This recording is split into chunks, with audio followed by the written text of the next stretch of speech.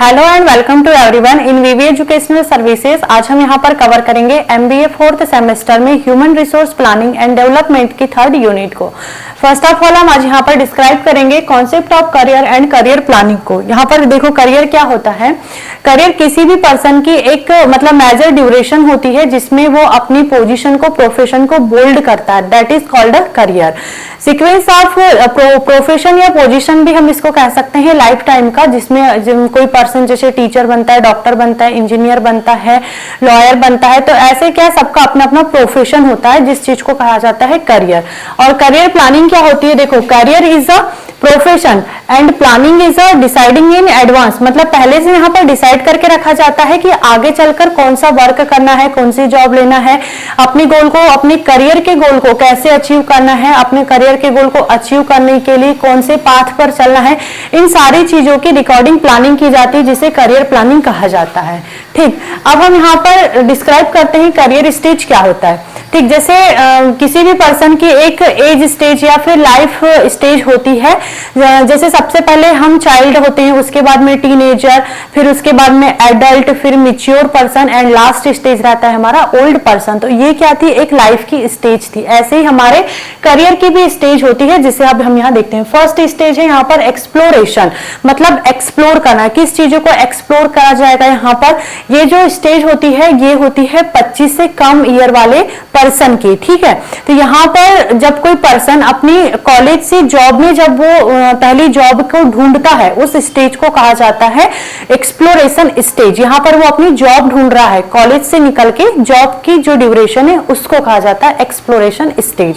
ठीक, फिर यहाँ पर क्या होता है कि वो इस चीज को एक्सप्लोर करता है कि मैं कौन सी जॉब लूं, मेरा करियर किस चीज में अच्छा होगा, मैं उसमें कैसे वर्क करूंगा, मतलब ये सारी चीजों को वो एक्सप्लोर करता है जिसे कहते हैं एक्सप्लोरेशन स्टेज। इसके बाद में आती है एस्टेब्लिशमेंट स्टेज। इसमें क्या होता है, यहाँ पर जो पर्सन रहता है वो होता है 25 से लेकर के 35 ईयर तक के का। ठीक है, तो यहाँ पर जो पर्सन है अब उसने अपनी पहली जॉब ले लिया, यहाँ पर जॉब को ढूंढ रहा था, अब यहाँ पर आकर के उसने जॉब ले लिया, मतलब वो स्टेबल हो गया। उसके ऊपर क्या आया, वर्कलोड आया, रिस्पॉन्सिबिलिटी आई, मतलब उससे अब मिस्टेक भी होने की संभावनाएं हैं और साथ में क्या होगा कि बहुत सारी चीजें भी वो सीखेगा। फिर mid care stage. Mid care में क्या होता है, जो 35 से लेकर के 50 ईयर की एज वाले पर्सन रहते हैं उनको मिड केयर की इसमें गिना जाता है। अब यहाँ पर क्या होता है कि देखो एस्टेब्लिशमेंट स्टेज में उसने जॉब लिया था, गलतियां कर रहा था, सीख रहा था, लेकिन जो मिड केयर स्टेज आती है इसमें जो पर्सन होता है उसे ये एक्सपेक्ट किया जाता है कि वो किसी प्रकार की कोई गलती ना करे अपने वर्क को लेकर के। यहाँ पर उसकी जो परफॉर्मेंस रहती है वो उसमें इंप्रूवमेंट होता है। ठीक, फिर है हमारा लेट करियर। लेट करियर में यहाँ पे जो 50+ ईयर वाले पर्सन होते हैं उनको लिया जाता है। इसमें क्या होता है कि देखो अब यहाँ पर उसमें सीनियरिटी आ गई, अब उसके पास में ज्यादा वर्कलोड नहीं रहेगा, वो सुपरविजन का काम करेगा। फिर लास्ट है डेक्लाइन। इसमें क्या होता है, जब पर्सन रिटायरमेंट की कंडीशन में आ जाता है उसको कहते हैं डेक्लाइन स्टेज। तो ये था हमारा करियर स्टेज। अब हम यहाँ पर सेकंड टॉपिक को डिस्क्राइब करते हैं जो है ऑब्जेक्टिव करियर प्लानिंग, है ना, ऑब्जेक्टिव करियर प्लानिंग। इसमें फर्स्ट पॉइंट है हमारा improve employee morale and motivation.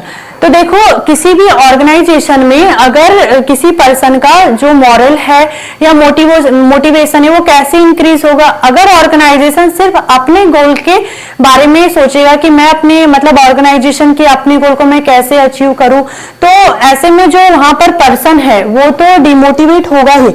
लेकिन जब ऑर्गेनाइजेशन एम्प्लॉय से ये पूछता है कि आपका गोल क्या है, आप अपने गोल को कैसे अचीव कर पाओगे, तो देखो वो मोटिवेट होगा, उसका मॉरल बूस्टअप होगा। क्यों? क्योंकि ऑर्गेनाइजेशन उसका सपोर्ट कर रहा है। फिर यहाँ पर है रिड्यूस एम्प्लॉय टर्नओवर। तो देखो अब एम्प्लॉय का टर्नओवर कैसे रिड्यूस हो सकता है, यहाँ पर हमने क्या बताया कि जो एम्प्लॉय रहते हैं उनका मॉरल एंड मोटिवेशन कैसे इंप्रूव हो रहा है। ऑर्गेनाइजेशन जब उससे पूछ रहा है कि आपका गोल क्या है, आप अपने गोल को कैसे अचीव करते हैं, उसको एम्प्लॉयर को समझने की कोशिश कर रहा है। तो अगर एम्प्लॉयर ऐसे ऑर्गेनाइजेशन में है तो वो क्यों टर्नओवर करना चाहेगा, ऐसे ऑर्गेनाइजेशन से कोई भी एम्प्लॉय टर्नओवर नहीं करना चाहेगा। तो ऑलरेडी यहाँ पर जो एम्प्लॉय टर्नओवर हो रहा था वो रिड्यूस हो जाएगा। फिर लास्ट स्टेज है हमारा attract and retain talent by offering career not job, है ना। तो यहाँ पर जो जॉब मतलब यहाँ पर जो ऑफर दिया जा रहा है ऑर्गेनाइजेशन की तरफ से, वो जॉब के लिए ऑफर नहीं दिया जा रहा है, यहाँ पर करियर के लिए ऑफर दिया जा रहा है। कैसे पर्सन को अब करियर के लिए ऑफर दिया जाता है?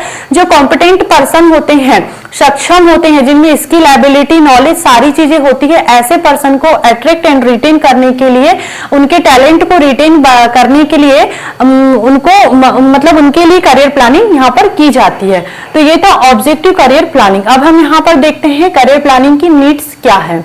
सेकेंड टॉपिक, फर्स्ट यहाँ पर attract and retain competent person in organisation. देखो जो कॉम्पिटेंट पर्सन है उनको ऑर्गेनाइजेशन में अट्रैक्ट एंड रिटेन करने की कोशिश करी जाएगी। क्यों? क्योंकि उनके हेल्प से ऑर्गेनाइजेशन अपने गोल को बहुत ही इजीली अचीव कर सकता है। फिर अपॉर्चुनिटीज, देखो अब जो अपॉर्चुनिटीज कैसे दे सकते हैं एम्प्लॉय को, जो मतलब सुटेबल प्रमोशन अपॉर्चुनिटीज है वो यहाँ पर एम्प्लॉय को प्रोवाइड करवाई जाएगी, है ना।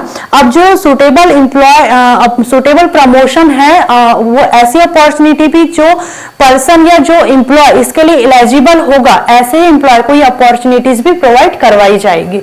फिर यूटिलाइजेशन इंक्रीज, देखो अब यूटिलाइजेशन इंक्रीज इट मीन्स कैसी, जैसे यहाँ पर कहना चाहिए कि जो कहना चाहिए मैनेजरियल सिस्टम है या मैनेजरियल सर्विसेज है, ऐसी इस टाइप की जो यूटिलाइजेशन है उनको इंक्रीज करने का यहाँ पर वर्क किया जाता है करियर प्लानिंग के थ्रू।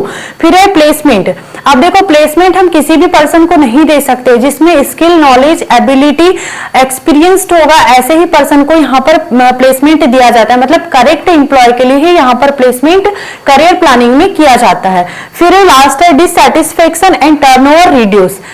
अब देखो जो कोई एम्प्लॉय अगर किसी ऑर्गेनाइजेशन में वर्क कर रहा है तो उसके अंदर जो डिससैटिस्फैक्शन है और टर्नओवर कर रहा है, तो उस चीज का यहाँ पर रीजन जाना जाता है कि कोई एम्प्लॉय किस कारण से, किस रीजन से डिससैटिस्फाइड है या टर्नओवर कर रहा है। करियर प्लानिंग में इस चीज को देखा जाता है और उस कमी को फुलफिल किया जाता है, जिससे क्या होता है कि जो एम्प्लॉय है वो भी सेटिस्फाइड हो जाता है और वो टर्नओवर भी नहीं करता है, टर्नओवर रिड्यूस हो जाता है। तो ये थी needs for career planning. I hope this topic is clear and thank you for watching this video.